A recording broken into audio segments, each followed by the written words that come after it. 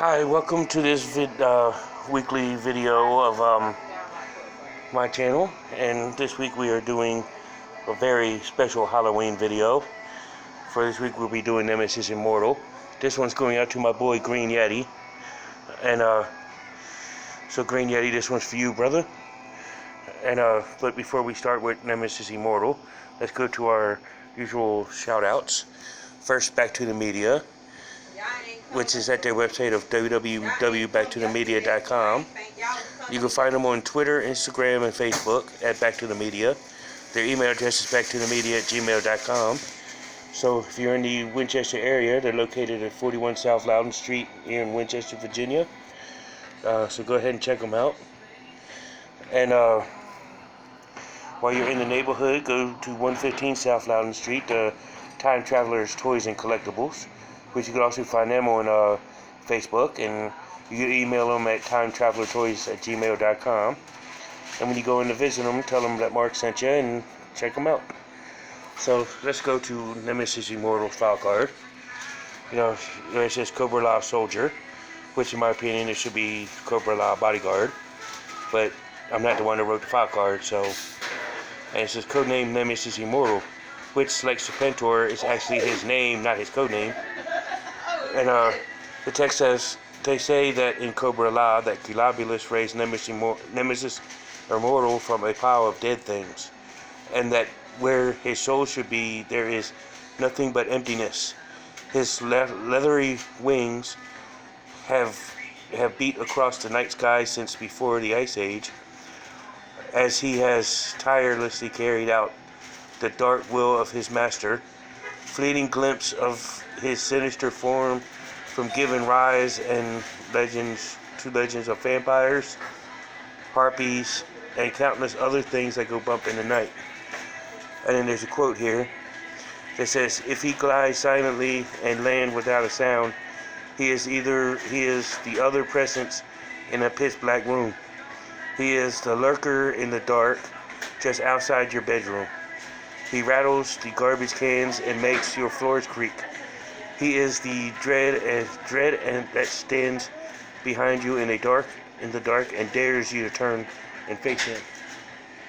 So let's take a look at Nemi's accessories, which he has here: his 25th anniversary figure stand, upraised Cobra logo, codename Nemesis Immortal on the front, and he also comes with his tentacles, which like Pythona, but they're more of a darker green than Pythonas. And a little peg right there is you can put him in the back of the G.I. Joe that he's fighting, and he could use it to capture him. And then you got his bat wings, which ironically, minus the peg, but if you look at it kind of weirdly, it looks like a regular sized bat with extra large bat wings, which I think is pretty cool. Just take a look at Mr. Super Purple Nemesis Immortal here, which is very similar to the vintage look, except for the knee things are bigger, and the spikes coming out of his elbows are bigger, or longer. And we see super purple all the way down. Supposed to be crustaceans, very short sleeves. You know, let's take a look at the articulation, which he could do the whole 360 headspin if you want his head popped off, because the hindrance of this thing on his back. He has his ab crunch, which is slightly hindered due to the web gear. His arm go all the way up to there. Arm can swivel all the way around. He also bends at the elbow. He is swivel at the elbow. And then he could also swivel his wrist all the way around, but it will stop due to the effect of the spike. And typical T-hook at the legs, which my legs are a little loose on this guy. Leg can go all the way up to here. That's a long time. Double joints at the knee. Kind of hindered by that little thingy here on his knee. His foot can pivot, as you can see, very slightly, but it's there, and it can rotate to 360. So let's go ahead and take a look at Nemesis Immortal, all set up like he's ready in gear. And here's Nemesis Immortal in full in his gear with his web attacher. That's Nemi. And sorry for the background noise, but it's Halloween. Anything could happen.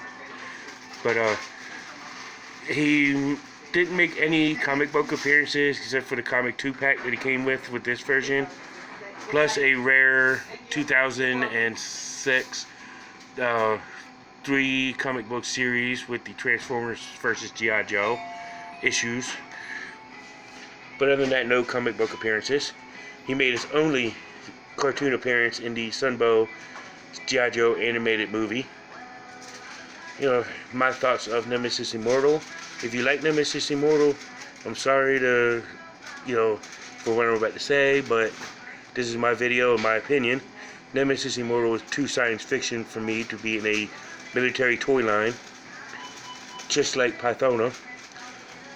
But, it's like that old saying, if you like your sugar, you gotta take your medicine with it. I really don't care for the figure. I think the whole concept of the character is too sci-fi, for what he does. But that's my opinion.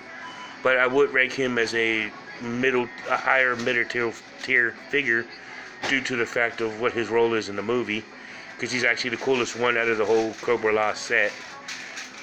But I'd like to thank everybody for watching this very Halloween video. But here in the next couple days, I will be doing a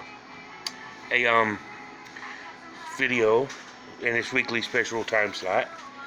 But I will be doing rock and roll, starting a all G.I. Joe theme for the next 2 months after that. For November and December, all G.I. Joe themed. So tune out to watch rock and roll, and I will see y'all then. Happy Halloween, and don't let the goose and the goblin scare y'all too much. Ooh.